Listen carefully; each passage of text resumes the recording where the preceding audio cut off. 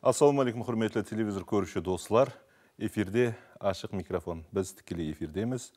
Міне қазіргі уақыттың ең қуанышлы хабарларының бірі, яғни республикамыз халқы үшін үлкен жаңалық. Президентіміз тарапынан Қарақалпақстанлы жастар үшін жоғары оқу орындарына қосымша қабылдау квоталарының енгізілуі, нәтижеде мемлекет гранты тикарында 3000 төлемлік контракт тикарында болса, 6500 қосымша қабылдау параметрлері тастиқланды. Бұл дегені студент болу бақытына месір болған жастар һәм олардың ата-аналары үшін үлкен жаңалық һәм қуаныш болып жатыр. Демек, қаншадан қанша шаңырақларға қуаныш кіріп барды. Өз нәубетінде бізде осындай қуанышқа шерік болып, құттықтауларды жеткізгіміз келеді бұндай шаңырақларға, әлбетте. Сонымен бірге бұл жаңалықтың тикарғы мазмұны бойынша да кең түрде атап өтуді және толық таныстырып, егер сұраулар бар болатұғын болса, жауаплар беруді мақсат еткенбіз. Демек, студиямызға орнатылған 61 коды менен 226-53-14 номерлері әмде телеграм каналдарымызда ашық микрофон көрсетуінің өзінің мәнзілі арқалы сұрауларыңызды жолласаңыз болады. Демек, қазір студиямызға келген меймандар менен таныстырып өтеміз. Байрамбай Өтемұратов, Қарақалпақстан Республикасы Министрлер Кеңесі басшылығының жастар саясаты, социалдық рауажландыру һәм рухи ағартушылық істер бойынша орынбасары. Нұрсұлтан Каюпов, жоғары білімлендіру, ілім һәм инновациялар министрлігінің Қарақалпақстан Республикалық аймақлық басқармасы басшылығы. Қуандық Қадыров, Ажняз атындағы Нөкіс мемлекеттік педагогикалық институтының ректоры вазифасын уақытынша атқарушы. Музафар Абдуллаев, білім һәм мамандықтарды бақылау агентлігінің Қарақалпақстан Республикасы бөлімі басшылығы. Алымжан Дүйсенбаев, Бердақ атындағы Қарақалпақ мемлекеттік университеті оқу ісілері бойынша проректоры. Бекбай Қалымбетов, жоғары білімлендіру, ілім һәм инновациялар министрлігінің Қарақалпақстан Республикалық аймақлық басқармасы сектор басшылығы. Құрметті меймандар, ассалаумалейкум дейміз. Міне студиямызға қош келіпсіздер. Президентіміздің арнаулы пәрмәніменен Қарақалпақстан Республикасында тұрақлы жасайтуғын һәм ұлыма орта арнаулы және профессионал тәлім шөлкемлерін тамамлаған жастар үшін мемлекет гранты тикарында қосымша 3000 квота, соның менен бірге төлемлік контракт тикарында қосымша 6500 квота ажырату белгіленгенлігі нәтижеде бұл имканияттан пайдаланған жастар өз мақсатларына ерісіп, айрықша қуанышқа бөленіп атырғанлығына куә болып атырмыз, және оны және де сөзбенен жеткеріп беруді бәріміз толқынланып атырмыз, әлбетте. Демек, Қарақалпақстанлы жастар үшін қосымша қабылдау квоталарының белгілену тәртіптері туралы тәсіліп түсінік берсек, сондай-ақ бұл квоталар кімлерге берілді, квоталарды ажырату шарттары қалай болады, кімлер қандай квоталардан пайдалану құқығына ие, осылар бойынша да мағлұмат алсақ. Мархамат. Ассалаумалейкум. Біріншіден, мен де өз кезегінде міне президентіміз тарапынан ажыратылған қосымша квоталар тикарында студент болу бақытына месір болған жастарымызды, олардың ата-аналарын, күллі халқымызды бұндай үлкен қуанышпен шын кеуілден құттықтаймын. Бұл өткен жылы 2022 жылда президентіміз тарапынан 213 санлы қарар қабыл етілген еді. Бұл қарарда өткен оқу жылында 22-23 оқу жылында 500 бала уәлаяттағы жоғары оқу орындарына контракт тикарында қабыл етілу, қосымша квота тикарында Қарақалпақстан Республикасында туылған жастар үшін, ал биылғы оқу жылынан бастап, һәм келесі оқу жылларында әр жылы 6,5 мың жастың қосымша квота тикарында оқуға қабылдануы қарарда көрсетілген еді. Биылғы президентіміздің сайлау алды сапары давамында президентіміз Қарақалпақстанлы жастарға сондай дәрежедегі сауға етті, яғни және қосымша 3000 орын грант тикарында қабылдау мәселесінде атап өтті. Міне соның тикарында кеше жақында бір күн, 2 күн болды, һәм жастарымыз қуанып жатыр. Қарақалпақстан Республикасында 3000 жас бұл Ташкент қаласындағы, барлық уәлаятлардағы, һәм Қарақалпақстан Республикасындағы мемлекеттік жоғары оқу орындарының грант тикарындағы студенті болу бақытына месір болды.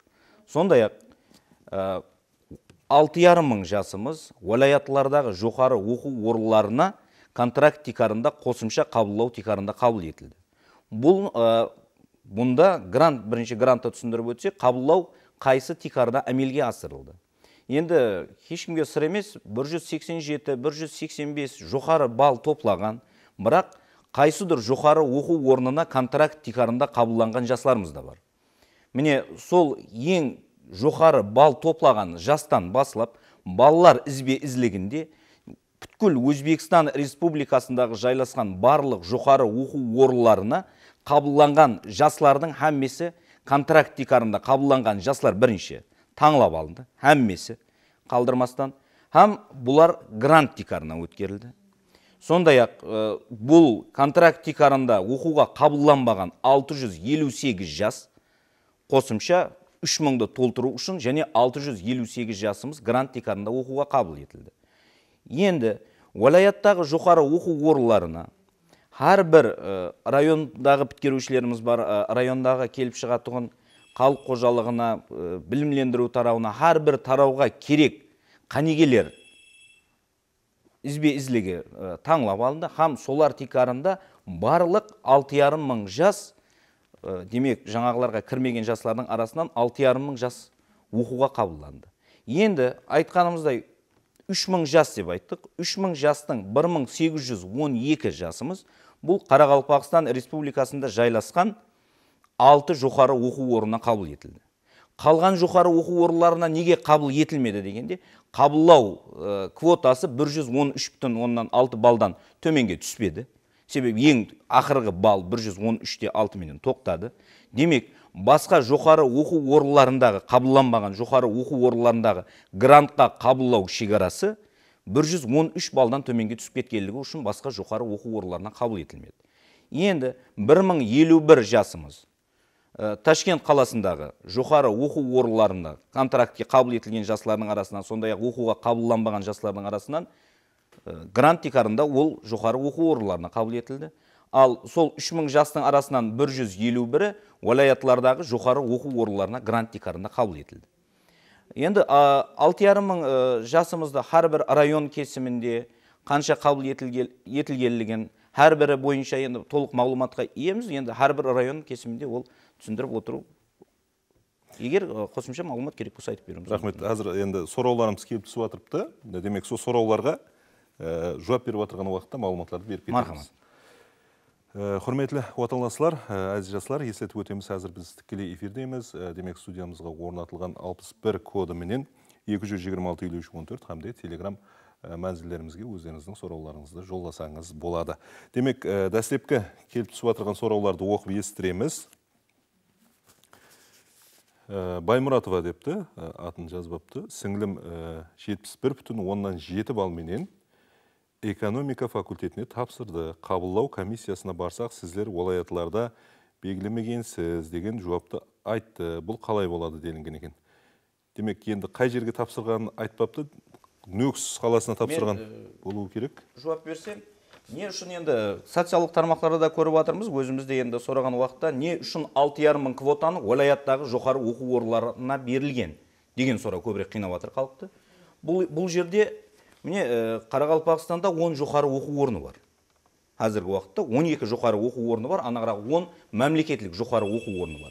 Енді 10 мемлекеттік жоғары оқу орнының барлық студентті сыйымлылық отыру орны деп айтамыз, оқу орны 26,235-ті құрайды. Қазіргі уақытта 61,511 студент осы 10 жоғары оқу орнында тәлім алмақта.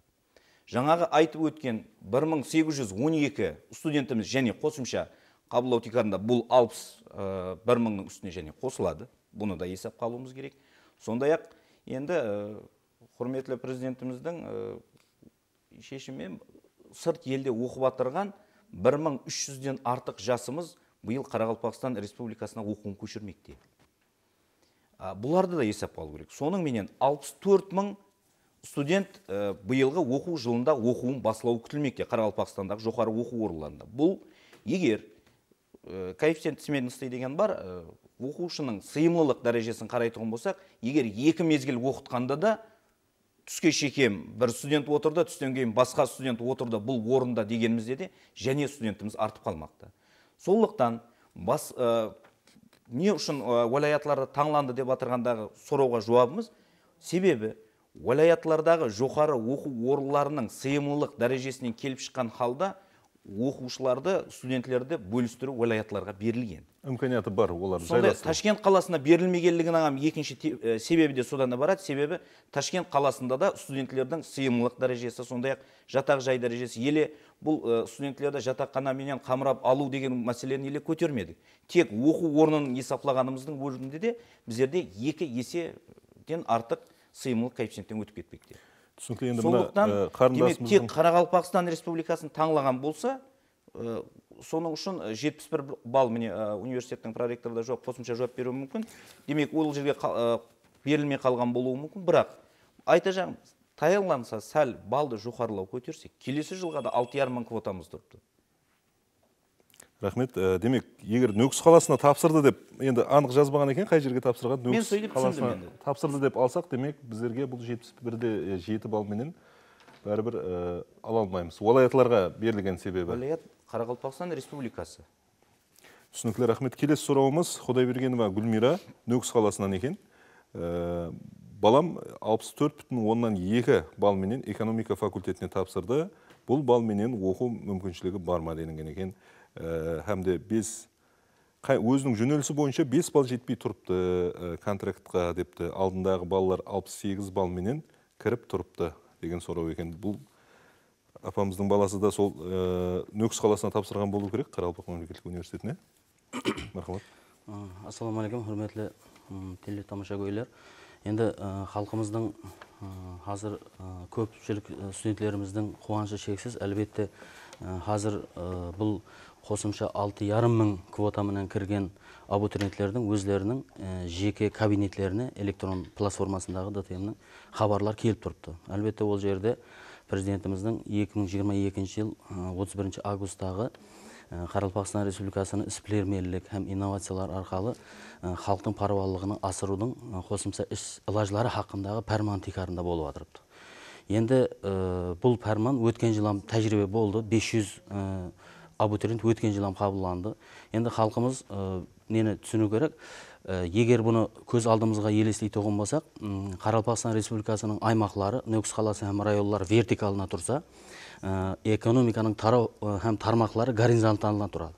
Мысалы үшін бір гена Бозатау районынан экономикаға бағдары бойынша 20 адам, 30 адам, 40 адам деген уақытында адам районлар кесімінде бір тараудың өзінде де балалар бір-бірінен парқ етуі мүмкін. Енді халқымызда 68 балдың жоғарысының әммесі алынды деген түсінік жүріпті. Бұл түсінігем қате. Мысалы үшін гуманитар тарауларда балалар жоғары болды. Өту балының өзі мысалы үшін юриспруденция тармағында бағдарында біздің Қарақалпақ мемлекеті 150-140 балдың әтрабында болды. Шет тілдері осындай. Енді бұл 113 балға шекемнің грант тикарында алынуы өз алдына бақыт болды. Мысалы үшін бір гена біздердің Қарақалпақ мемлекеттік университетінің гранты 1030-ды құрайтын болса, 1208 грант болып бізге келіп отырыпты. Демек грантымыз 2200-ден 2240 орташа сондай адамды грантқа алып отырмыз. Бұл еш университеттің тарихында бұл рақым грант тикарында қабыл етілген емес. Енді 68-ге жетпей тұрыпты деген түсінік жүріпті. Бұл түсінік әлбетте мен айтқан нелерменен бұны түсіндіріп берсе болады. Рахмет, түсінікті. Келесі сұрауымыз Өтепбергенов Азат, Кегел районы. Інім Милли гвардияға 154 балменен оқуға кіріп еді, шаңырақ жағдайларына байланысты оқымады. Енді Қарақалпақ мемлекеттік университетіне қабылдамай атыр, соны контракт яки супер контракт болса да оқуға қабылдауға болады ма делінген екен. Әлбетте. Енді Қарақалпақ мемлекеттік университеті Қарақалпақстан Республикасында ең ірі жоғары оқу орны, биылғы оқу жылында 83 тәлім бағдарымыз бар. Әлбетте талап біздің университетке көп болады. Енді егер şu базалық контракт тикарында уалаятларға ұсынылып тұрған абитуриенттеріміз контракт еду уз арқалы электрон арза беріп, асырылған контракт тикарында оқу имканияты бар, толық жаратылған. Бұл сұрауда егер қате түсінбесем, демек 5 жоғары оқу орны болатын болса? Милли гвардия әскерилестірілген қадымғы Бажықана институты бар, әскери институт бар.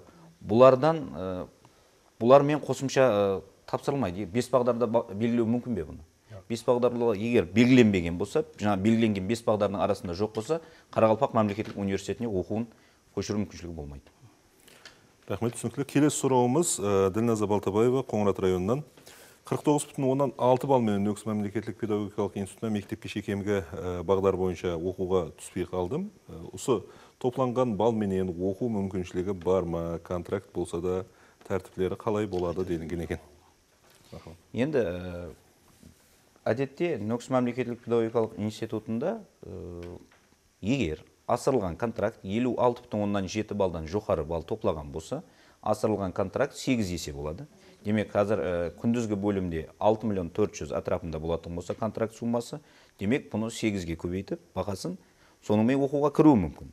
Енді бұл қызымыз айтуы бойынша 56,7 балдан төмен, демек, бұл 16 есе, ал жаңағы айтылған 6 миллион 400 сумманы 16 есеге көбейтеді, сол сумманы төлесе студент болу бақытына ясар болуы мүмкін. Түсінікті рахмет. Келесі сұрауымыз Баудинов Анвар, Нөкс қаласы. Қызым Қарақалпақ мемлекеттік университеті психология факультетінде 92,5 балл менен контрактқа пединститутқа логопедке кіріп тұрыпты делінген екен. Демек, қазіргі жеңілдік бойынша мемлекеттік грантқа өтуі мүмкін бе делінген сұрау екен. 92,5 балл менен контрактикарында, төлемлі контрактикарында оқуға кірген. Ассалаумалейкум. Президентіміздің 279 санлы қарары қабыл етілген. 279 санлы қарар бойынша абитуриентлер тәнләш имканияты берілген. Тәнләш имканияты асасisi бірінші асаси болды. Қалғаны тәнләш ixtiyari. Оны тәнләсе де болады, тәнләмесе де болады. Демек, бірінші тәнләген ері асаси болды. Hem горизонталь тәнләш имканияты бар, вертикальный тәнләш имканияты бар. Әне шундан кеп шыққан халда ол кірген али тәлім муассасасында o asasiga kirdi, o'zing tanlagani bo'yicha. Endi agar uni o'qishni istamasa, o'qishni xohlamasa, u vaqtida ariza bilan murojaat etib, davlat komissiyasining tegishli bayoni bilan birinchi o'qish o'rnina borib murojaat etish imkoniyati yaratildi. Demek, tikarga o'quv o'rnын o'qimayman desek, keyingi turgan o'quv o'rnina asosiy birinchisi bo'ladi. Bu yerda aytilgan, demek, birinchi universitet psixologiyani tanladim deb atыр бұл қызымыз.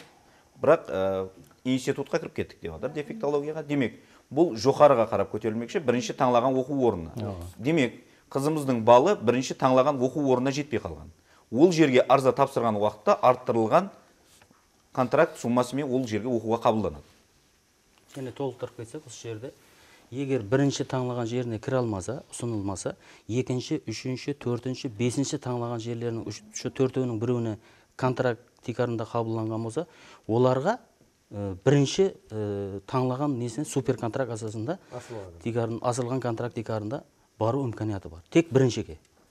Түсінікті рахмет. Келесі сұрауымыз Арсланбек Өмірбековтен кепті. Балам спорт университетіне 90,7 балл менен бокс қанегелігі бойынша өтпей қалды. Оқу орнына барсам, грантқа бар контракт елі шықпады делінген екен. Осы бойынша түсінік берсеңіз, басқа оқу орындарында төмен балл менен студент болып атырыпты. Демек, грант бар, контракт елі шықпады деп. Жаңа айтылған нәрсеміз, Қарақалпақстан Республикасында 3000 орынның гранттың есабынан көпшілік контрактте оқып атырған студенттеріміз грантқа өткерілді. Енді біздің халқымыздың арасында сондай түсінік жүріпті, қате түсінік. Демек, бұрынғы контрактте тұрған 30, ямаса 20 орында төмен бетіне өткере ме деген, яқы өткерілмейді. Өтіп кеткен ең кейінгі мәселен, ең кейінгі қабылданған адам грант болып қабылданса да, қалған жағы контракт тикарында қабыл етілмейді. Демек, бағанағы айтып өткенде 113,6 балдан төмен түспегенлігі үшін, бұл жігіттің балы 90 бал деп атыр, бұл контракт тикарында да.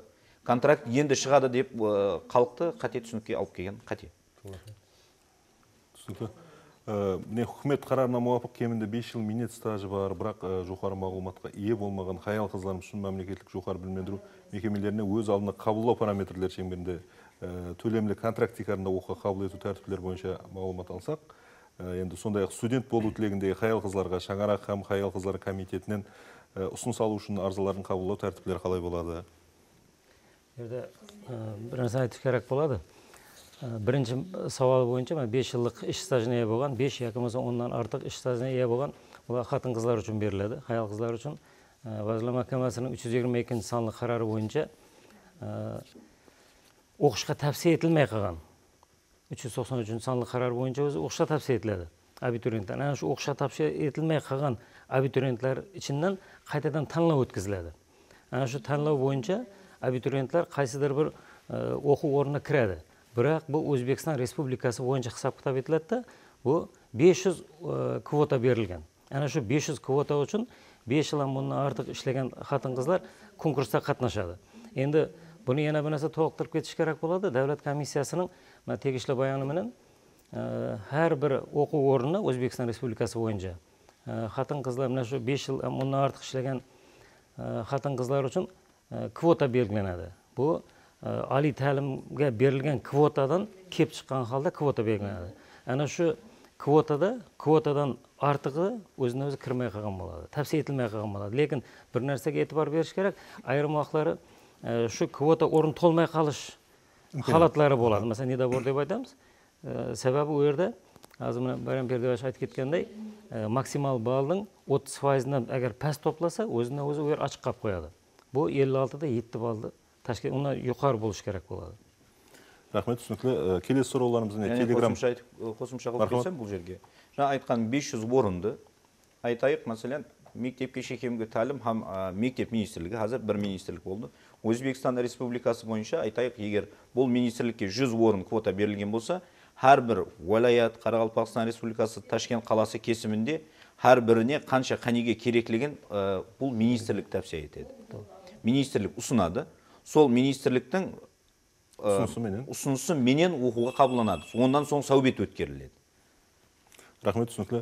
Mine Telegram manzillerimizga kelib tushgan so'rovlardan o'qib basasak, demek men Ko'ptulov Ulug'bekman debdi, Qoraqalpoq mamlakatlik universitetining Diniy madaniyat fakultetine topsirdim. 108 de 8 ball menen o'quvga kire almadim. Bizler tek bir jurnalistga topsirgan edik. Men kvota orqali kire alaman ba debdi. Rahmat. Bu so'rovga da жаңа javob berib edik. Bir jurnalistga topsirildi. Diniy madaniyatning ko'pchiligi universitetning жаңа hozir prorektor qo'shimcha qilib ketуі мүмкін. Алым Ismailovich.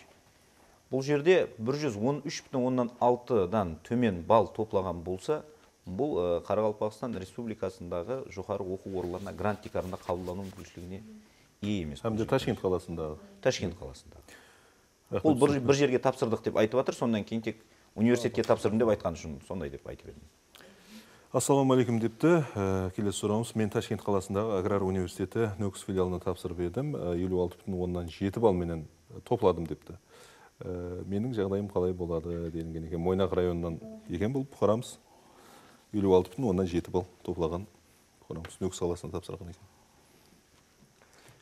Енді бұл жігітімізге бір айтарымыз, жаңа айттық, келесі жылда 6,5 мың квота бар деп айтып өттік. Егер анық оқиман деген ниет болса, талап болса, қатты бір жыл таярланып, келесі жылға студент болу бақытына мәссар болғайсыз деген тілеп білдіреміз.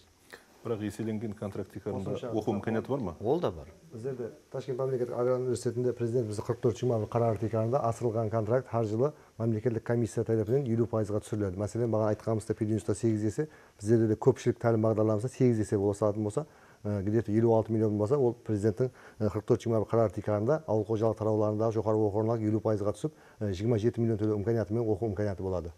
Ham bunun үшін трансфер еді uz сайтына müracaat edip онлайн арза беріп көрсе, сөйле сума шығады, ham сол 27 миллионға түсу имканияты бар. Рахмет. Келесі сұрауымыз, менің қызым квота арқылы контрактикарында оқуға қабылданды деп СМС хабарнама келді. Самарқанд медицина университетіне. Сол хақында Нөкіс қаласының қай жерге хабарлассақ болады деген сұрау келіп түсіпті. Бүгінгі күнде бұл азымына yuqorida айтып өтіп кеткен 213 фарман бойынша 31 августтағы 2022 жыл 31 августта 213 қарар бойынша, фарман бойынша оқышқа базаламақ кеңесінің tegishli хаты, ehtiyoj хаты asosida shakllantirib bo'lindi.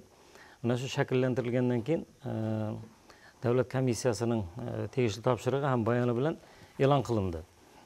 Bugungi kunda bilimni baholash agentligi tomonidan har bir o'qishga tavsiya etilgan abituriyentlar uchun ro'yxatdan o'tgan telefon raqamlarini SMS xabar berildi. Endi SMS xabarni ko'radi, lekin SMS xabarni qayerga kirganini bilmasligi mumkin.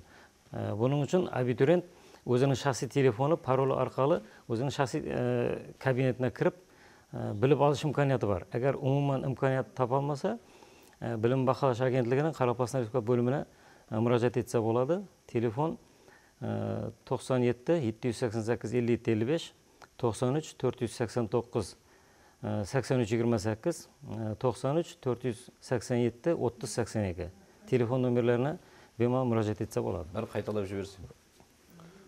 Телефон номерлерimiz 97 788 57 55, 93 kodu bilen 489 83 28, 93 kodu bilen 487 30 82 номерлері işlep тұрады, müracaat etiş мүмкін. Рахмет, құрметті бұқаралар, міне жоғарыда айтылған Yana bir нәрсе айтып кетсем, номерлерге қоңырау қылып, өздеріңіздің сол müracaatlerіңізді білдірсеңіз болады. Bundan tashqari hozir har bir viloyatda, Toshkent viloyatidan boshqa umuman hamma viloyatda kecha tegishli topshiriqlar berildi. Ana shu viloyatlarda bilim baholash agentligining bo'limlari bor.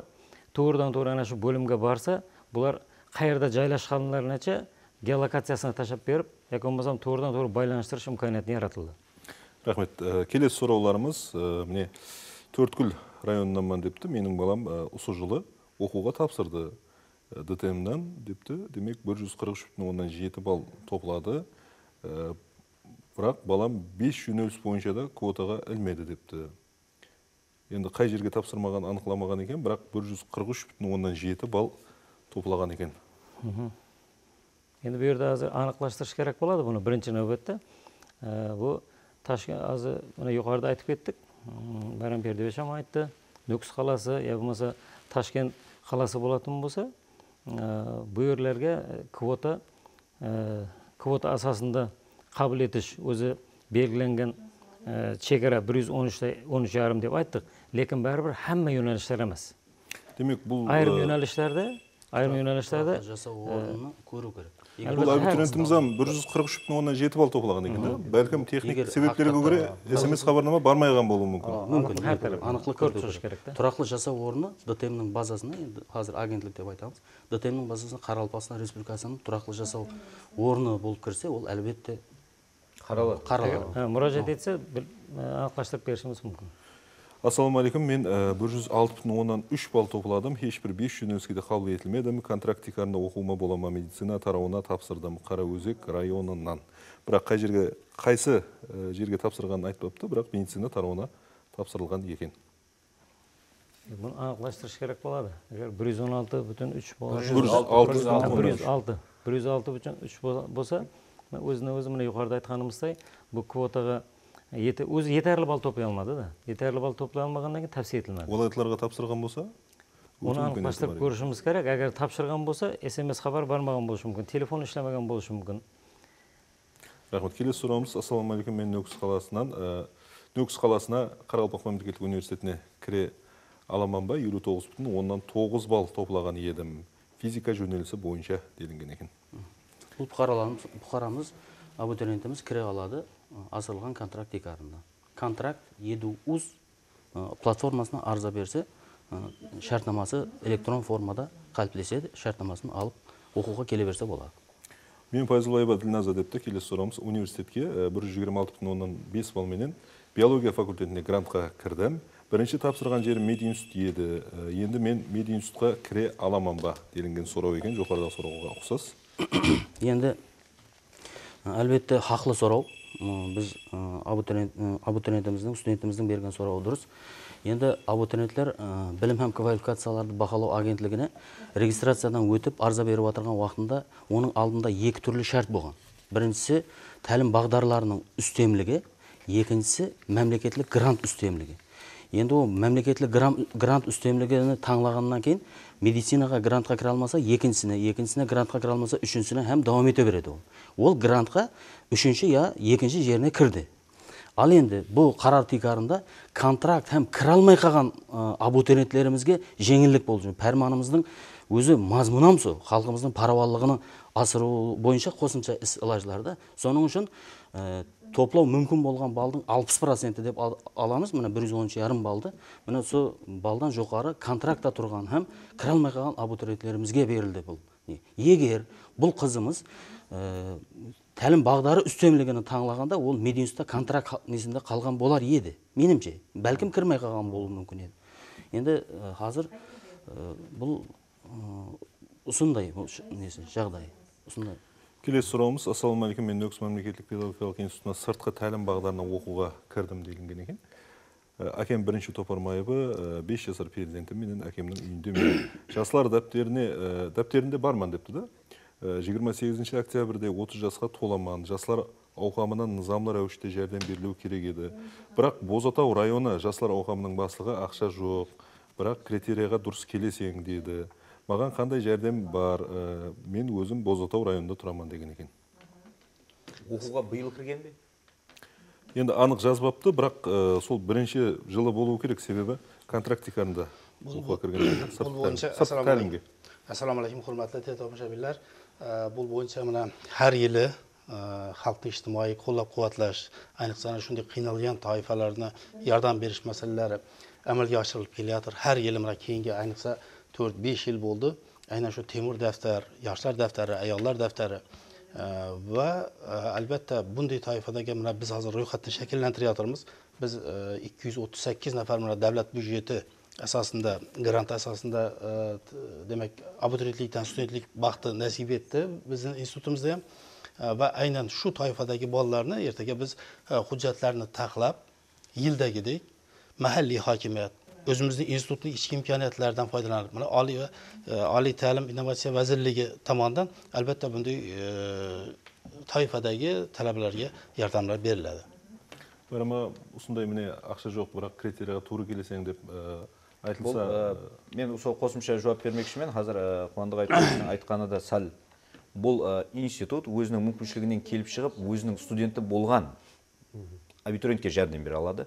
Бұл жігітіміз еле контракттың кемінде 25%-ын өткермегенге шекем, бұл институтқа қабыл етілді деген бұйрық шықпайды. Бұйрық рәсмилестірілмесе, бұл институттың студенті есептелінбейді. Енді бұндай жастарға қандай мүмкіншілік жаратылып жатыр мемлекетіміз тарапынан? Жоқ деп айтып жатыр. Жаслар дәптерінде тұрған болса, пұл жоқ деп айтты деп айтып жатыр. Қосымшада шұғылданамын, себебі жаслар саясаты бойынша да шұғылданатұғын тікелей үкімет ағзасы есебінде қосымша шұғылданып беремін бұл жігітімізбенен. Бұндай жастарға айтарымыз қандай? Енді тикарынан қазірге оқуға кірген жастарымыз бойынша айтып жатырмыз. Енді 56,7 балдан төмен бал топлаған жастарымыздан бар. Біткерушілеріміз бар, биылғы мектеп біткерушілері. Бұларға қазір har bir район махалле кесімінде жастар жетекшілері тарапынан келесі оқу жылына таярланатұғын болса, керек болса, таярлық пұллары төлеп беруге дейін шөкілместіріліп жатыр. Сондай-ақ егер мен жұмыс істеймін дейтұғын болса, har bir район кесімінде бос жұмыс орындарының әммесінің мағлұматын алып, har bir район кесімінде де істеп жатырмыз. Сондай-ақ мен өз бизнесімді баслайман деген жастарымыз үшін 14%-лік арзалатылған кредит алып беру мүмкіншілігінде жолға қойып жатырмыз. Сондай-ақ кәсіп өнерге үйрету мәселесінде жолға қойып жатырмыз. Және ертең 25 сентябрь сәнесінде өткеріледі. Профессионал тәлім деп айтамыз, біздер халық тілінде техникум, колледж деп айтады. Бұл жерде де 8.000-нан артық грант орын Қарақалпақстан Республикасы үшін ажыратылған. Бұл жерде де жастарымыз келесі жылы тапсыраман дегенде де бәрібір кәсіп үйреніп, белгілі бір өнерді үйреніп, қосымша білім аламан дегенге жастарымызға қосымша жүдә көп имканиyaтлар жаратылып жатыр. Енді тек қазір бүйірде қосымша қылғаным, тек 56-да 7 балдан жоғары бал топлаған жастарымыз хақында айтып жатырмыз. Басқа жастарымызды да таслап қоймаймыз. Оларды да келешектегі жаңа айтқан 6,5 мың квотаның қатарына қосу мәселесімен қосымша шұғылданамыз. Бұл қызымыз тілекке қарсы байланыс нөмірлерін тасламапты, бірақ сол Бозатау районынан Бибі Мариям Аллабаева деген қыз екен. Енді студиямызда орнатылған телефон арқылы кеп түскен сұрауларды оқып естіреміз. Гүлшехра Сейтмұратова, Нөкіс қаласы. Қарақалпақ мемлекеттік университеті Қарақалпақ тілі филологиясына тапсырдым. 98,6 балменен сыртқы бөлімге оқуға кірдім. Соны күндізгі бөлімге өткеру имканияты бар ма делінген екен? Әлбетте 393 қарар текарында бірінші курсты оқып болғаннан кейін әр жылы трансфер еду уз деген жоғарғы білімлендіру Ілім һәм инновациялар министрлігінің платформасына арза береді 15 июльдан 5 август аралығында. 5 августтан кейін оның мәселесі қаралып, оқу басланаман дегенге шегемге дәуірде оған жауабы айтылады. Енді әлбетте бұнда қазіргі күнде кешкі бөлімімізде біздердің 8000-нен астам студентіміз бар. Егер оны және біз қазір материалдық техникалық базамызға жүклеменің артып кетуіне қарай тәлім бағдарларының, топарлардағы студенттердің санынан келіп шығып, әр жылғы университеттің қабылдау комиссиясы тарапынан үйреніп шығылып, оған жауабы айтылады. Демек, имканияты бар. Имканияты бар. Рахмет. Келесі сұрауымыз Алмагүл Қалқабаттан. Балам Кенжебаев Роман Қарақалпақ мемлекеттік университеті юриспруденция факультетіне тапсырып, 102,6 балл топылады, оқуға бола ма делінген екен. Қарақалпақ группасына тапсырған еді делінген екен. Енді оқуға болады, әлбетте асырылған контракт текарында оқуға болады. Келесі сұрауымыз Хожел районынан Абатова Сапура. Қарақалпақстан медицина институтына емлеу факультетіне тапсырдым, 80 балл топладым. Олаятыларда Қарақалпақ группасы болмағанлығы себепті тек Қарақалпақстан Республикасы ішіне тапсырған едім делінген екен. Шартнама менен болса да оқу мүмкіншілігі бар ма делінген сұрау екен. Енді Қарақалпақстан медицина институтына жаңағы айтқан жоғары балл топлаған студенттеріміздің 233-і қабылданды. 233 студент 113,6 балдан жоғары балл топлаған 233 студентіміз Қарақалпақсталы бұл Қарақалпақстан медицина институтына грант тикарында қабылданды. Бағана айтып өткеніміздей, апуайы контракт, артырылған контракт тикарында бұл қызымыз оқуға қабылдануы мүмкін, бірақ жаңағы уәлаятларға берілген 6,5 мыңлық квотадан пайдалана алмайды. Келесі сұрауымыз Замира Жұбатова Қарақалпақстан медицина институтына 3 бөліміне тапсырдым. 113,1 балл топладым. 113,5 балл менен грантқа ілінді депті. Менің қызым Самарқандқа оқуға түсіп тұрыпты. Қызымды осы Нөкіс қаласындағы оқу орнына көшіруге болады ма? Жағдайларға байланысты Самарқандқа оқуға жіберу имканиятымыз жоқ. Еш болмаса санаулы студенттерді Нөкіс қаласында оқыту мүмкіншілігі болады ма делінген сұрау екен. Бұл мәселе Өзбекстан Республикасындағы барлық жоғары оқу орындарында, міне айтайық, сіз Самарқандқа кірдіңіз. 6 айға шекем сондай семьялық жағдайлар болуы мүмкін, сіз ол жерге барып оқу мүмкіншілігіне ие емессіз. 1-2 айлық, 3 айлық үйде жұмыс шығып қалады. Бұндай студенттеріміз үшін академиялық мобильдік деген жаратылды. Өзбекстанның барлық жоғары оқу орнында ол жаққа міне кірген, мәселен, Қарақалпақстан медицина институтының атынан міне айтайық, Өтемұратов Байрам деген студентті 6 айлық академиялық мобильдік тикарында біздерде оқуға рұқсат етің деген хат шығады. Соның тикарында бұл қызымыз бұл жерде оқып тұру мүмкіншілігіне ие. Тек 2 жоғары оқу орнының арасында бұл жақтың бақалаған бағасы менен бағасын екінші жоғары оқу орны тән алады деген келісім болса болған. Рахмет, түсінікті. Келесі сұрауымыз Авезова Махинур, Төрткүл районынан 135,1 балл менен педиатрия факультетіне бірінші сайлағаны Ташкент қаласы екен, екінші сайлағаны Бухара уалаяты, үшіншісі де Бухара уалаяты, кейінен Нөкіс қаласы, кейінен Үргенішке екен. Демек, маған бірінші жөнеліс бойынша Ташкентке грант менен қабылдандыңыз деген хабарлама келді. Бірақ мен төртінші, яғни Нөкіс қаласында оқу мүмкіншілігім бар ма? Жаңарақ жағдайларға байланысты көшіруге болады ма делінген сұрау екен. Жаңағы сұрауымызда енді біріншіден құтылықлаймыз қызымызда грант тикарында қабыл етілген. Демек, академиялық мобильдік арқалы 2 жоғары оқу орнының келісімі тикарында оқуды көшіруге болады. Бәрібір қазір тикарға, демек, Ташкент қаласына тапсырған сол оқу орнына кіруге, демек, мәжбүр болады. Мәжбүр оқу, енді ол жерге кірген уже. Грант әрбір инсанға жеке өзіне беріледі. Себебі біздерде айтады, 1 жылдан кейін контракт болып ешкім өтіп кетпейді, 4-ші курстың ақырына шекем, егер оқудан шеттетілмесе, грант болып қалады. Демек, грант деген түсінік сол жоғары оқу орнына мемлекет тарапынан ажыратылған жеке бір абитуриент үшін ажыратылған сумма өткеріледі. Сондықтан ол жоғары оқу орнына баруға мәжбүр. Келесі сұрауымыз, демек, Сейтназарова Гүлбахардан кепті. Қызым Нөкіс Кәншілік институтына оқуға тапсырды, 63 балл менен, осы қарар менен барып таныссақ біздерге келмеді деді. Не себеп бұл квоталар һәмме оқу орындарына бірдей жүргізілмей жатыр? Біріншісі қаншілікке тапсырыпты, екінші Қарақалпақ мемлекеттік университеті экология факультетіне, үшіншісі Қарақалпақ мемлекеттік университеті, төртінші сайлағанда Қарақалпақ мемлекеттік университеті екен, бесіншісі мед институт. Осы міне 5 орынды сайлаған екен бұл абитуриентіміз. Бірінші жауап берсек, не үшін ол жоғары оқу орнына бармады? Маған айтып өттік, 4 жоғары оқу орнымызда ешбірі бұл грант тикарында қосымша қабылдау болмады. Бұл дегені, бұл жоғары оқу орындарына өту балы 113,6 балдан төменге түсіп кеткен. Солықтан біріншіден бармаған. Екіншіден бұл қызымыз 63 бал топладым деп айтпақта. Бұл контракт тикарында бағана айтып өткенімізде Қарақалпақстан Республикасында қосымша қабылдау квотасы қаралмады. Солықтан бұл жоғары оқу орнына бармаған. Келесі сұрауымыз міне телеграм мәзілдеріне келіп түскен. Ассалаумағалейкум. Менің қарындасым тарих факультетіне тапсырып 97,5 балл топлады. Кіре алады ма? Кейінгі жылы беретін квота олаятлар үшін ба делінген екен. Бағана айтқанымызда енді бұл абитуриентіміз өзі халықты әр жаққа барып жүрмесі үшін сайт жаратылды, платформа, контракт еді узға кіріп арза берсе, сол жерде балынан келіп шығып, асылған контракттың суммасы да шығады, һәм де басқа да мағлұматтар шығады. Сондықтан контракт еді узға кіріп бірінші мағлұматын көріп алса болады, һәм қала берсе, бұл қарарымыз Құда қаласа келесі жылы 6500 орын волаятларға орын ажыратылу көздетілген. Рахмет. Келесі сұрауымыз. Ассалаумағалейкум. Мен биология факультетіне тапсырып 111 балл алдым. Контракт болып оқып жатырмын. Мен грант бола аламын ба делінген сұрау екен.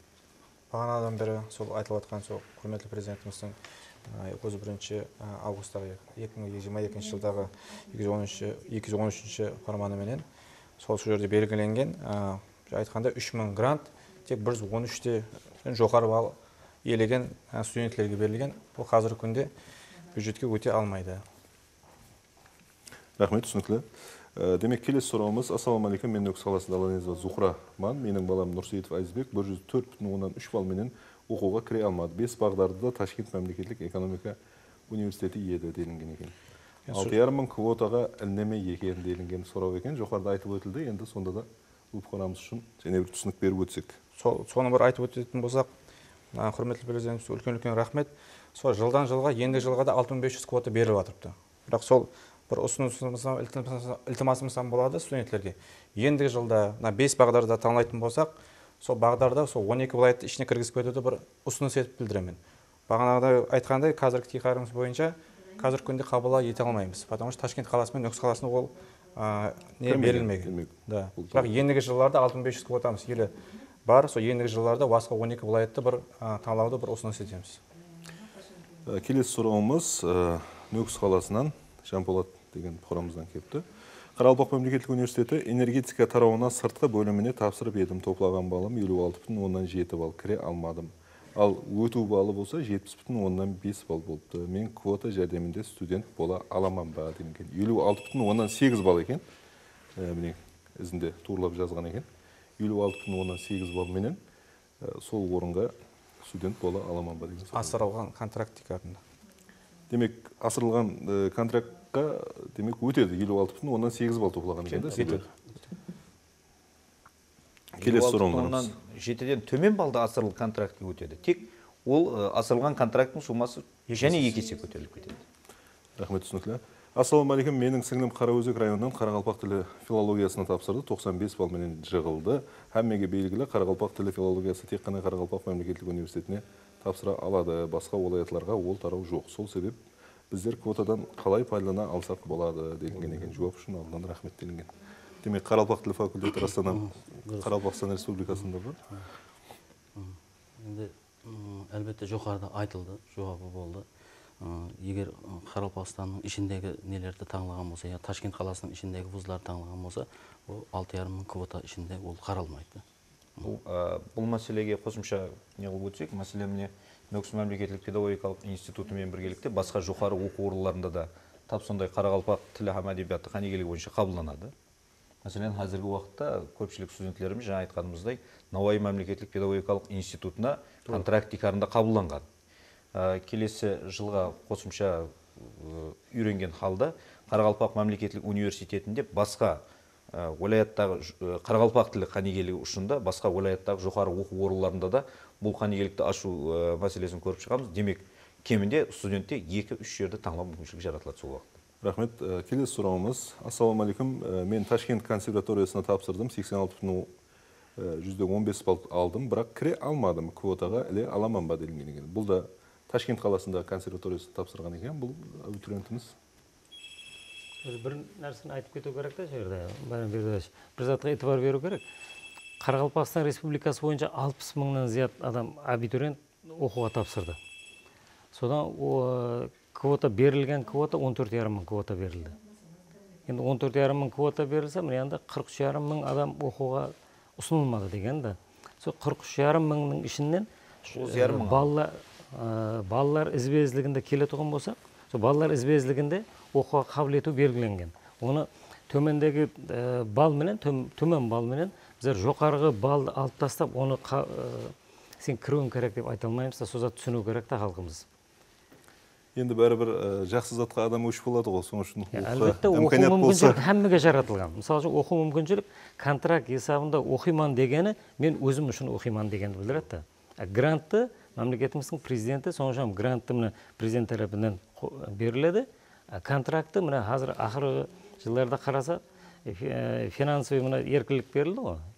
Малияви мұстақылық деп айтамыз. Ана шу олар контракт тарапынан, мысалы үшін Қарақалпақ мемлекеттік университеті өзі шунша контрактымен қабылдаш имканиятым бар деп өзі қабылдап алды. Мәселен, кейінгі жылдарда ол яғни көбейші мүмкін. Мысалы үшін педагогика институтынан мына шуға өтіші мүмкін, башқа институттардан өтіші мүмкін, кеңейіп жатыр. Рахмет. Келесі сұрауымыз жүда ұзын сұрау беріліпті, қазір оқып естіруге әрекет қыламын. Толық Қарақалпақ мемлекеттік университеті биология факультеті 1-ші курс студентімен делінген екен. Сұрауы, не үшін квоталар білімі барларға берілмейді делінген екен. Университет биология факультетінде 135-тен зият балл топлап оқып атырған студенттер бар. Мед институтқа 113 балл топласаң бюджет сең, ал бізге ше, біздердің оқыған минетіміз не үшін есапқа алынбайды. Білімі барларды жоғарыға, ал білімі пәсілерді төмен жерге жіберу керек еді. Біздердің 113 балл топлап кіріп атырған студенттерден не кеміміз бар депті. Айбамыз өз күшіміз бенен бюджетке кіргеніміз болама. Бірінші сұрау түсінікілі, жауап берсек. Жаңа айтып өткендей, Алым Исмаилович айтып өтті, таңлау мүмкіншілік 2 көріністе берілді. Бірінші, жоғары оқу орнындағы қанегелікті таңлау мүмкіншілігі. Егер бірінші оқуды таңлаған уақытта, Қарақалпақстан медицина институтын таңлаған қызымыз айтуы бойынша, Қарақалпақстан медицина институтына менған қанегелік керек, бюджет болса да, контракт болса да деген таңлауды өткергенде, онда бұл топлаған балыменен бұл қызымызды Қарақалпақ мемлекеттік университетіне грант қылып өткермейді. Компьютер деп айтамыз. Енді бұл қызымыз демек таңлаған уақытта бірінші грант деген нәрсені таңлап шыққан, бірінші үстемлікті грантқа берілген. Бірінші қызымызда айтатығы нәрсеміз, егер анық медик болатығын болсаңыз, қандай болса да медик боламан деген принципте тұру керек еді. Екінші, бағана айтып өткеніміздей, грант қайтадан бір инсанға беріледі. Егер бұл қызымыз міне оқымайман Қарақалпақ мемлекеттік университетінде деп айтқан уақытта да, бұл 4 жылға ажыратылған грант Қарақалпақ мемлекеттік университетінде қалады ол пұл. Мемлекет тарапынан ажыратылған. Ол пұл Қарақалпақ мемлекеттік университетіне өткеріледі. Енді медицинаға бізден төмен, ямаса бізден сауатын бойынша деген түсінікті мен қате деп есептеймін. Себебі әрбір адам албырауы мүмкін, сөйлегенде албырауы мүмкін. Соның үшін жақсы маман президентіміздің бұл қосымша квотасының тикарында елімізге маман қанегелер жетісіп шығады деп сенемін. Рахмет, бұл студентіміз енді 1-ші курс студент екен да, өткен жылы тапсырған екен. Демек, бұл жылы міне қазір имканиятлар жылдан жылға жақсыланып келатырыпты. Өткен жыл бәлкім болмағандыр бұндай имканият. Келесі сұрауымыз, міне, ассалаумағалейкум, мен психология һәм тапсырып едім, 64,10 балл алдым. Сол балл менен сыртқы оқу орынға кіре аламан ба делінген екен. Бұлам yuqorida javobi berildi buna. Demek ашырылған kontrakt asasında kontrakt .700 kirib ana shu yerda platformadan o'tadi. Shu asasida o'qishi mumkin, ochiqlangan kontrakt asosida. Рахмет, келесі сұрауымыз Тұрдыев Ұлығбектен кепті. Нөкіс қаласы Ибраим Юсуф атындағы мектеп интернатын біткерушілерге контракт баянламалары келмеді. Дөретушілік мектеп интернаты бойынша баянлама қашан һәм қандай тәртіпте келеді екен делінген сұрау екен. Бұл сұрауға түсінбедік. Бұл енді Ибраим Юсуф атындағы мектеп ижат мектептері өзі әгер өзінің тәлінген тәлім юнәліші бойынша болса, бұлар турдан туры қабыл қылынады. Яғни әгер başka тәлім юнәліштері болса, өзінің топлаған балынан yeterli бал топласа грантқа, яғни yeterli болмаса контрактқа кіріш имканияты яратылған. Енді бүгінгі күнде бұл ижат мектептерінің контракт суммалары али тәлім фән инновациялық әзірлігі таманынан işlep çıkılıp, тегіс тәртіпті платформаға қойылышы азыр режимдестіріп жатыр демек. Келесі сұрауымыз Қараөзек районынан қызым Қарақалпақ мемлекеттік университеті инглиз тілі факультетіне тапсырды. 112,7 балл топлады. Оның оқуы қалай болады? Біздерге күтесіз деп жатыр. Қалай білсек болады? Осы балл менен оқуға кіре алады ма делінген екен. Енді 3000-лік градқа ілмегені тәбейі, себебі 113,5 балдан жоғары болу керек. Енді бияғындағы таңлауы енді Қарақалпақстан, Ташкент, басқа олайытлар деген 5 жердің таңлауына байланысылы. Таңлағамаған болса, бұл жерде асылған контракт оқу имканияты бар, бірақ бұл абутириентімізге сәл басқаларға қарағанда жеңілдеу болады. Себебі 4 балға шекем абутириенттің өту балынан өзінің балын алып тастағанда 4 балға шекем аз болса, асылған контракт сәл көлемі сәл аздау болып мұқтарда есептелінеді. Соның үшін бұл контракт ету сайтқа кіріп, бақаларын біліп алса, егер өзіне қалесе, сол бақамен оқу имканияты жаратылады. Рахмет. Келесі сұрауларым сәмесі бір-біріне ұқсас екен, бәрін бір қосып оқып естіремін. Сариева Гүлбақар Шымбай районы 48 балмен Қарақалпақ мемлекеттік университеті мектепке шекен білімдіру қанигілегіне контрактиканда оқуға қабыланаман ба депті. Кейін Кеңесбаев Бақытбек 64,2 балменен Милли гвардия квотасы менен студенттікке қабыланама делінген екен. Кейін Исмаилова Оразгүлден кеп түскен. Мен Нөкіс мемлекеттік педагогикалық институты мектепке шекем тәлім бағдар бойынша 46 бал топладым. Мен квота жәрдемінде студент болу имканым бар ма делінген сұрау екен. Жоғарыда бұл жауап айтылды. Асырылған контракттың 2 есесі. Енді бұл жерде айтып өту керек, тикары квотаға да талабан болу үшін, контракт тикарында оқу үшін абутириентіміз сол максимал 189 балдың 30%, яғни 56-та 7 бал топлау керек. Баған айтқанымызда 56-та 7 бал топламаса, сол жыл квота ол күйіп кете береді. Ол мысалы толмай қалса, толмай қалуы мүмкін. Абутириент 56-та 7 бал топлану керек шарт. Ассалаумағалейкум депті. Келесі сұрамыз. Мен Абылқасымов Құдайберген Нөкіс қаласынан Ташкент ақпарат технология университетіне Нөкіс филиалының дәстүри инженеринг бөліміне 64,1 балменен онлайн тәлімге контракт болып кірген едім. Енді соны күндізге тәлімге өткере аламан ба депті. Онлайн тәлімнен күндізгі тәлімге деген сұрау. Енді қазір хабарыңыз бар, білімдендіру хақындағы низамымызда таза тәлім формалары кіріп келді. Бұл аралықтан оқыту, дуал тәлім формасы. Енді біздердің 393-ке тиісті өзгерістер кіртілсе, бірінші курстан кейін бұл өзінің тәлім формасын өзгертіру құқығына ие болады. Яғни айтқанымыздай, келесі жылы 15 июльдан 5 август аралығында трансфер еду-уз платформасы арқылы арза береді. Ассалаумағалейкум, мен Нөкіс қаласы Өтеміратов Рүстем, менің балам татуға 2-ші курсқа беседа менен тапсырған еді, сәуетпенен делінген тапсырған еді. 66 балл алды, кіру балы 77 балл болды, 1 балл жетпей қалды. Жеңілдіктен пайдаланса болады ма делінген сұрау екен, жоғарыдағы сұрауларға ұқсас. 11 балдан. Бұл жігітіміз техникумды тамамлап, сәует тикарында оқуға қабылданып отырған жігіт, техникум адаспасам. Неше жылға дейін? Техникум 3 жылға шекем бұл таярланып сәует тикарында қабылдану мүмкіншілігіне ие. Бұл тікелей ешқандай имтихан, еш нәрсе тапсырмайды. Соның үшін бұл жігітімізге техникумды биыл тамамлаған болса, келесі жылға сәуетке жақсы таярланып, жоғары балл топлап, студент болу имканияты бар екендігін айтамыз. Юридикалық факультетке тапсырып едім делінген екен. Бұқара, Ферғана олайтына тапсырып едім, бірақ менің балым 73,30 балл. Контракт болып оқуға кіру имканиятым бар ма, ямаса супер контракт болып депті. Бұл супер контракт болып кіру мүмкіншілігі бар һәме уақытта. Екінші, және жастарымыздан түсіну керек. Әрбір жоғары оқу орны халықаралық рейтингке кіреміз деп тұрып та әрекет қылмақта. Енді айрым жоғары оқу орынлары өздеріне қойған уақытта максимал 189 балл деп қарайтын болсақ, енді бұрынғы көпшілік ата-анамыздың үйренген 5 бақасы деп қарайтын болсақ, сонdan кемінде 3 бақасын алған, кемінде бір 100 балды топлаған абитуриентті өзінің студенті болғанлығын қалайды. Кемінде 3-ке біледі деген. Қазір біздер 68 балл деген түсінікті қойып жатырмыз. Бұл егер баяғы 5 бақа бойынша қарайтын болсақ, 2 бақада алмаған, 1,7 бақа алған жастарымыз хақында гәп кетіп жатыр да. Сондықтан айрым халықаралық рейтингке кіремін деп харекет қылып отырған жоғары оқу орындары бұны да қабылдамаймын деп айту мүмкіншілігінде де. Себебі айтқанымыздай академиялық һәм финанслық ғаресіздікке ие жоғары оқу орындары бар. Бірақ бұл жігітімізге айтарымыз көбірек таярланып өзінің үстінде істесе, еле бұндай мүмкіншілік бар. Рахмет. Келесі сұрауымыз Гүлайша Матмұратовадан кепті. Өкістен қызым 108,7 балменен Қарақалпақ мемлекеттік университеті экономика факультетіне кіре алмай қалды. 3 жөнелісі экономика бөлімінде оқуға болама делінген екен. Қызым олаятларды белгілемеген екен делінген. Демек, 3-ші жөнелісі эконометрика жөнелісі делінген екен.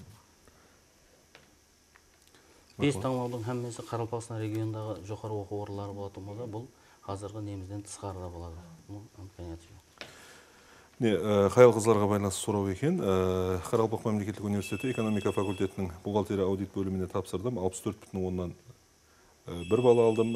5 жылдық стажым бар. Қаял қызлар тарапынан жеңілдік себеплі делінген екен. Тақтакөпір районы үшін беріліп отырған жеңілдіктер себеплі мен төлемлі контракт тикарында оқуға кіре аламан ба делінген екен. Оған жауап берсек, енді қаял қызларымызға беріп отырған жеңілдік, жүдә үлкен жеңілдіктер беріліп отыр. Мәселен, магистратураға қабылданған қызларымыздың толық контрактлар мемлекет тарапынан төлеп беріліп жатыр. Сондай-ақ әрбір қызымызға пайызсыз, процент ставкасыз тәлім кредиті беріліп жатыр қаял қызларымызға. Енді 5 жылдық, егер 5 жылдықты деп айтамыз, қосымша қабылданады деп айттық. Экономика тарауында, мәселен, экономика министрлігі экономика тарауы үшін, Тақтакөпір үшін сондай кадр керек, оны тәрбиелеп шығаруымыз керек деген ұсыныс беретін болса, бұл қабылданады. Бұл мүмкіншілік бар. Бірақ міне Тақтакөпір районы үшін, ямаса Қараөзек районы үшін деген 5 жылдық стажға ие қанегелер үшін берілген қосымша имтияз жоқ. Рахмет. Келесі сұрауымыз. Менің қызым квота арқылы контракт тикарында оқуға қабылданды деп СМС хабарлама келді. Самарқанд медицина университетіне делінген. Міне ұсық хақында жоғарыдағыдай сұрау екен, Өкіс қаласына қай жерге хабарлассақ болады деген сұрау келіп түсіпті. Бүгінгі күнде біздер азыр отырған орнымыз Өкіс шаһар 2-ші сан кәсіпорын мектебі. Ана жерде білім бақылаш агентлігі Қарақалпақстан бөлімі десе, бізде телефон арқылы яки болмасам кеп мұражат етсе, біз тиісті сауалдарына жауап береміз. Демек, және бір сұрауымыз, біздің бала 90,7 балл алды. Енді ол контрактқа ілмейді ме делінген екен. Бірақ қай жерге тапсырғанын айтпаған екен. Енді не істесем болады, қай жерлерге хабарлассам болады деген сұрау келіп түскен екен. Енді бұл абитуриент қай жерге тапсырған болса, ана шу али тәлім муассасасына мұражат етіп көріш имканияты бар. Рахмет. Міне, мемлекетіміздің келешегі білімлі, зерек һәм ұқыплы жастарменен және де рауаж табады. Бүгін міне еліміз байрағын көктерге көтеріп, мемлекет абыройын дүния елдеріне танытып атырған білімлі жастар әлбетте оларды біздер мақтаныш тұтамыз. Осындай мақсатларменен жоғары білім алу жетегінде болған барлық студент жастарымызды ерсіген табыстарыменен және бір мәрте құттықтаймыз. Ал студиямызға келген меймандарға болса, жұмыстарына табыстар тілейміз, һәм де студиямызға келген үшін сіздерге ризашылық білдіреміз. Әзілдер келесі көрсетулерді ұшырасқанша қош сау саламат болың.